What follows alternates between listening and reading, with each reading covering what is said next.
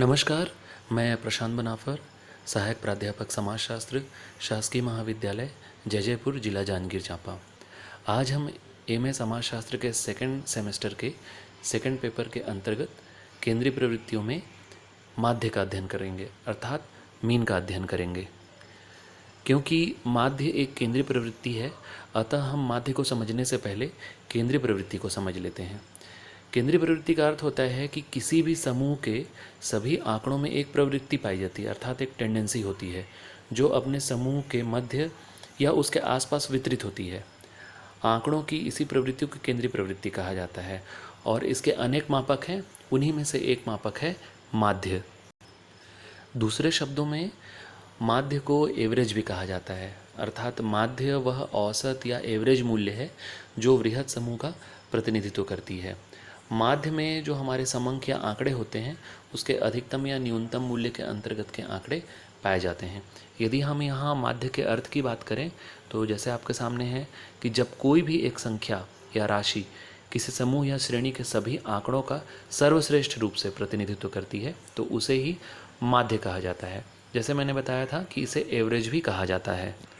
हम किसी भी समूह के एवरेज टेंडेंसी का पता करके यह जान सकते हैं कि उस समूह की प्रवृत्ति क्या है, या वो छात्रों के प्राप्तांक हो या मजदूरी हो या कुछ भी हो। जैसे हम यदि उदाहरण लें, यदि हमें किसी कक्षा में 100 छात्रों का अंक पता चल जाता है कि उन्हें एक विषय में कितने अंक मिले हैं, तो इस अंक को देख करके हम कोई निष्कर्ष तो नहीं निकाल सकते, किंतु यदि इसका माध्य या एवरेज या औसत हमको पता चल जाए तो हम अनुमान लगा सकते हैं कि उस कक्षा के बच्चों का परफॉर्मेंस कैसा है, अर्थात वहाँ के बच्चे पढ़ने में या उस विषय विशेष में उनके पढ़ने में कितनी रुचि है। माध्य की परिभाषाएं यदि हम देखें तो किंग महोदय ने कहा है कि समंकमाला के पदों के जोड़ में उनकी संख्या के द्वारा भाग देने से जो राशि प्राप्त होती है वही माध्य है। एक और परिभाषा है, वाघ महोदय बोलते हैं कि एक माध्य मूल्यों के एक समूह से चुना गया वह मूल्य है जो उस समूह का किसी रूप में प्रतिनिधित्व करता है।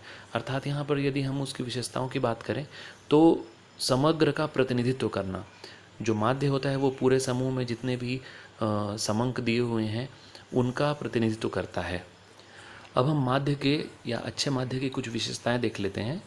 तो इसमें कुछ विशेषताएं हैं कि यह समंक के सभी मूल्यों पर आधारित होता है, अर्थात जो माध्य होता है वह जो हमारे सामने अंक या कुछ भी आंकड़े दिए हुए हैं उनका सही ढंग से प्रतिनिधित्व करता है। माध्य के द्वारा केंद्रीय प्रवृत्ति को संख्यात्मक रूप में प्रकट किया जा सकता है। इसमें एक महत्वपूर्ण जो विशेषता है वह है कि सैंपलिंग से कम प्रभावित होता है, अर्थात जो हम सैंपल इस्तेमाल कर रहे हैं, निदर्शन या आदर्श इस्तेमाल कर रहे हैं, उससे माध्य कम प्रभावित होता है। साथ ही इसके परिणाम में स्थिरता का गुण होता है। यदि हम उसको बार बार जांच करें, उसको चेक करें, तो उसके परिणाम में परिवर्तन नहीं होता है, अर्थात परिणाम में अंतर नहीं आता है। साथ में यह व्यवहारिक भी होना चाहिए, अर्थात जिसको हर व्यक्ति इस्तेमाल कर सके, अर्थात इसमें यदि किसी प्रकार का कोई परिवर्तन आ जाता है तो उसका प्रभाव अधिक नहीं होता है। साथ ही कुछ इकाइयों को कम या ज़्यादा करने पर परिणाम में किसी प्रकार का प्रभाव नहीं दिखाई देता है। तो जैसे हमने देखा कि इसमें न्यादर्श या निदर्शन के दोष समाप्त हो जाते हैं। साथ में यदि बहुत अच्छा हम माध्य की एक और अच्छाई की बात करें तो वो ये है कि आंकड़ों का जो संग्रह है वह बड़ी सरलता से इसके द्वारा हो जाता है। अब हम माध्य के कुछ गुण या लाभ देखते हैं। तो उसमें सबसे पहला है कि सभी मूल्यों का सही प्रतिनिधित्व करता है, अर्थात जो समंक हमारे सामने है सबका वास्तविक प्रतिनिधित्व करता है। साथ में माध्य की बात करें तो इसमें पक्षपात की संभावना कम होती है अन्य सांख्यिकीय जो भी विधियां होती हैं उसके मुकाबले। इसमें जैसे हमने पहले ही देखा इसकी विशेषताओं में कि इसका एक मान या परिणाम आता है। बार बार यदि हम इसका निरीक्षण परीक्षण करते हैं तो भी इसके परिणाम में किसी प्रकार का विशेष परिवर्तन नहीं आता है। साथ ही सरल विधि होती है यह, अर्थात इसको सामान्य गणित का ज्ञान होने पर भी आप इसकी गणना कर सकते हैं। जैसे इसमें 5वां पॉइंट है कि उच्च गणितीय ज्ञान की आवश्यकता नहीं होती है। साथ में यदि हम इसके अन्य बिंदुओं को देखें तो उत्तर की जांच करना अपेक्षाकृत सरल होता है। साथ ही प्राप्त तथ्यों या समंकों को विशेष क्रम में रखने की आवश्यकता नहीं होती है, क्योंकि इसके द्वारा हमको उस आंकड़े विशेष के बारे में जो जानकारी प्राप्त होती है उसके लिए हमको, जैसे हमने इसमें पॉइंट नंबर 5 में देखा है कुछ गणितीय ज्ञान की आवश्यकता नहीं होती, तो विशेष क्रम में रखने की आवश्यकता नहीं होती है, अर्थात हमको उसको क्रम में जमाने की ज़रूरत नहीं पड़ती है। इसके अलावा हम देखते हैं कि दो समंग समूह की तुलना करने में, अर्थात दो अलग अलग किस्म के आंकड़े यदि हमारे सामने हैं तो उनकी तुलना हम आसानी से कर सकते हैं, तो तुलना में ये सहायक होती है। इसके अलावा यदि हम बार बार परीक्षण करते हैं तो हमारे सामने एक ही उसका मान आता है, अर्थात उत्तर एक ही आता है। इसके साथ साथ यदि हम और बातों को देखें तो इसमें पक्षपात की संभावना भी बहुत कम होती है। साथ में हम इसका बीजगणितीय आकलन भी कर सकते हैं। लेकिन इसमें कुछ दोष भी हैं कि इसका गुणात्मक अध्ययनों में प्रयोग नहीं किया जा सकता, अर्थात हम बुद्धि, लब्धि या अन्य किसी प्रकार की भावनाओं का मापन इसके द्वारा नहीं कर सकते। इसमें एक महत्वपूर्ण इसका दोष यह है कि परिणाम में अक्सर ऐसी संख्याएं होती जो पदमाला में स्थित नहीं होती है, अर्थात जो परिणाम हमारे सामने होता है तो जो समंक माला हमको दी गई है उसके अंतर्गत वह संख्या होती ही नहीं है। साथ में यदि हम और देखें तो अविभाजित वस्तुओं से संबंधित परिणाम भी दशमलव में आते हैं, जो हास्यास्पद है। अर्थात जैसे किसी व्यक्ति, जैसे इसमें कई बार ऐसा परिणाम आता है कि 5.5 व्यक्ति या 1.5 विद्यार्थी, इस प्रकार का परिणाम आता है, तो जो अविभाजित नहीं किया जा सकता। साथ में बिंदु रेखी प्रदर्शन इनका नहीं किया जा सकता। और एक और जो बात हमने पहले बोली थी कि गणना सरल होती है, लेकिन इतनी भी सरल नहीं होती। कई बार इनके कॉलम बनाने में ही लोगों को बहुत दिक्कतों का सामना करना पड़ता है। साथ में यदि हम देखें तो कई बार ऐसा होता है कि एक और 500 का अंक है, मान लीजिए, दूसरी ओर 10 या 11 अंक है या 15 अंक है, लेकिन जो मीन आता है वो दोनों के बीच का आता है, तो ना तो वो 500 का प्रतिनिधित्व करता है, ना 10 या 15 का प्रतिनिधित्व करता है। हो सकता है वो आ जाए वो अंक 200-250, तो वो समग्र का प्रतिनिधित्व नहीं कर पाता। तो ये सारी इसमें कमियां हैं। अब हम माध्य को हल करने की कुछ विधियां देखते हैं। तो हम सरल से शुरू करते हैं।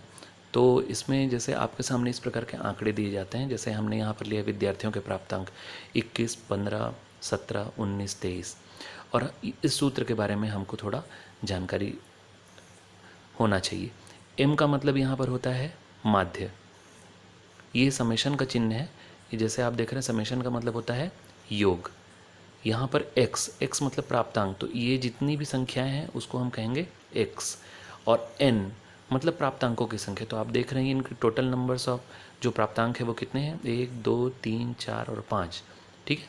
तो उनको बोलेंगे प्राप्तांकों की संख्या। इसको n भी कहा जाता है, ये जो n है, ठीक है। तो एक बार हम फिर देख लेते हैं। m मतलब माध्य, x मतलब प्राप्तांक, फिर समेशन मतलब योग, ये समेशन का चिन्ह है, और n मतलब प्राप्तांकों की संख्या। तो अब हम क्या करेंगे, इस सूत्र में इसको अप्लाई करेंगे। तो यहाँ पर लिखा है समेशन x, मतलब x की जितनी संख्या है उनको हम जोड़ देंगे। तो हमने यहाँ पर उसको अप्लाई किया है कि हम इन सारे अंकों को यहाँ पर जोड़ रहे हैं। और यहाँ पर n, तो n की संख्या 5 है, तो हमने यहाँ पर 5 लिख दिया है। जब हम इन अंकों को टोटल करते हैं तो हमारी संख्या आती है 95, और ये 5 हम इसको एज इट इज़ ऐसे ही रख देंगे। जब हम इसे कैलकुलेट करते हैं तो ये हमारा जो 19 आया है ये हमारा उत्तर है, अर्थात हमारे इस सरल श्रेणी माध्य का जो उत्तर आया वो है 19। अब हम माध्य निकालने की एक दूसरी विधि को देखते हैं। तो आपके सामने इस प्रकार का टेबल दिया जाएगा जहाँ एक और x रहेगा, जो पहले कॉलम में दिया रहेगा, अर्थात प्राप्तांक हो सकता है या कोई भी अंक हो सकता है जो आपके पहले कॉलम में दिया रहेगा। यहाँ पर एक नई चीज़ आ गई है, वो है फ्रीक्वेंसी, अर्थात बारंबारता या आवृत्ति कहा जाता है, जिसको इसके द्वारा शो किया जाता है। अब यहाँ पर आप देख रहे हैं कि जो एक कक्षा में जो प्राप्तांक है बच्चों को प्राप्त हुए हैं वो 28 कितने लोगों को प्राप्त हुए हैं, 1 को प्राप्त हुआ है। 24 आप देख रहे हैं 2, ये फ्रीक्वेंसी कितनी आ रही है वो बता रहा है। 20 कितने लोगों को प्राप्त हुए हैं, 5 बच्चों को प्राप्त हुए हैं।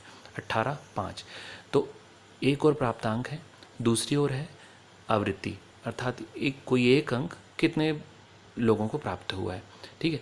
अब हम क्या करेंगे, यहाँ पर ये जो आवृत्ति वाला कॉलम है इसमें जितनी भी जो फ्रीक्वेंसी दी गई है उसको हम जोड़ देते हैं। तो ये जब हम इसको जोड़ते हैं तो हमारे पास आता है 20। इसके आगे अब हम क्या करेंगे कि जो हमारे प्राप्तांक है, अर्थात ये जो 28 है, और आवृत्तियाँ अर्थात ये, इन दोनों को हम गुणा कर देंगे। जैसे इसमें यहाँ लिखा हुआ है fx, इसको जब हम गुणा करते जाएंगे तो हमको 28 को यदि 1 के साथ गुणा करते हैं तो हमको प्राप्त होता है 28। यदि हम 24 को 2 के साथ गुणा करते हैं तो हमको 48 प्राप्त होता है। वैसे ही जब हम 20 को 5 के साथ गुणा करते हैं तो हमको 100 प्राप्त होता है। ऐसे ही हम ये पूरा कैलकुलेशन हम इस कॉलम में लिख लेंगे।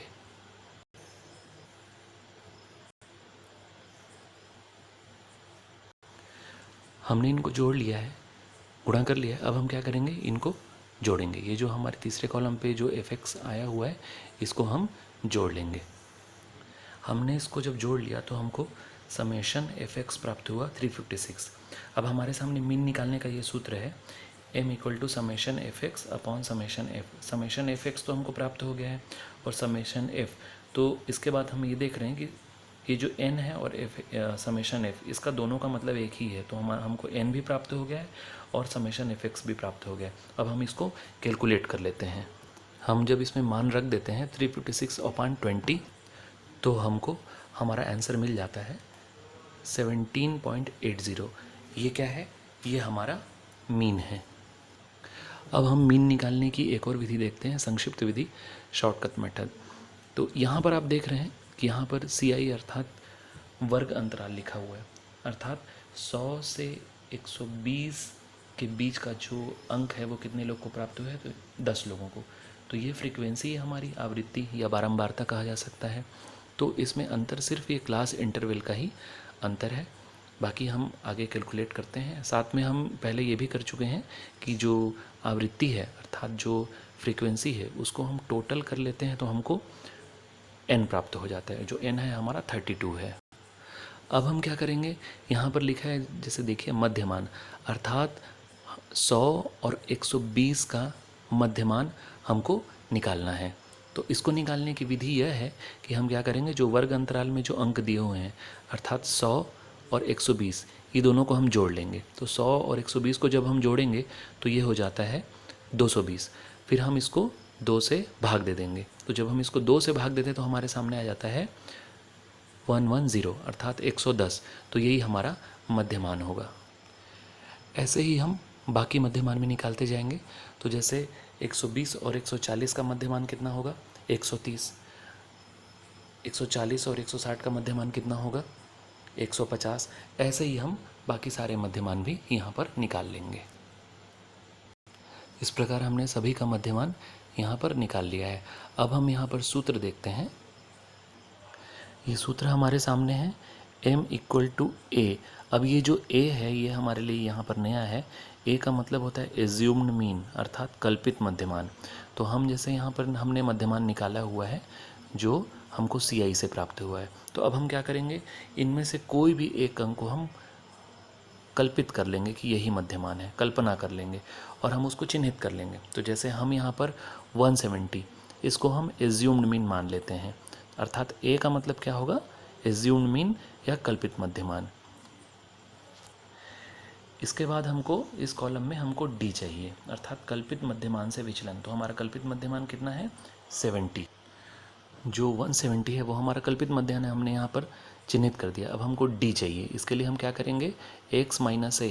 तो x हमको प्राप्त हो गया है, इसमें से हम a को घटा देंगे अर्थात ये a है, इसको हम घटाते जाएंगे। तो हम सबसे पहले क्या करेंगे, 110 से हम 170 को घटाएंगे। तो यहाँ पर क्योंकि 170 बड़ा अंक है तो हमारा जो परिणाम आएगा वो माइनस में आएगा, वह आएगा -60। वैसे ही जब हम 130 से 170 को घटाएंगे तो हमारा परिणाम आएगा -40। जब हम 150 से 170 को घटाएंगे तो हमारा परिणाम आएगा -20। ऐसे ही हम आगे करते जाएंगे।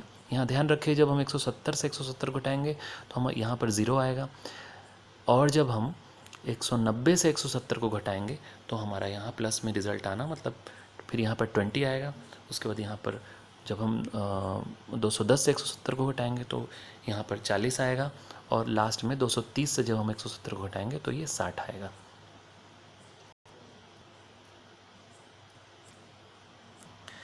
अब ये सारे परिणाम हमारे सामने आ गए हैं। अब लास्ट कॉलम में हम क्या करें, गुणनफल अर्थात फ्रीक्वेंसी और हमारा जो डी है वो दोनों को हम गुणा कर देंगे। तो हमारा यहाँ पर आप देख सकते हैं कि f हमारा इस कॉलम में f क्या है, 10 है, और जो d है वो क्या है, 60 है। तो हम इसको d और f को दोनों को गुणा करेंगे। तो यहाँ पर जब हम इसको गुणा करते हैं तो आता है 600। दूसरे कॉलम में हम जब देखते हैं तो 8 और 40 को गुणा करेंगे। ऐसे ही हम ये सारे जो अंक है इसको हम गुणा करते जाएंगे। इनको जोड़ने से हमको समेशन FD प्राप्त हो जाएगा। यहाँ पर जो प्लस है वो माइनस हो जाएगा और कैलकुलेट करने पर ये परिणाम आता है। उम्मीद है आपको ये अंक समझ में आया होगा।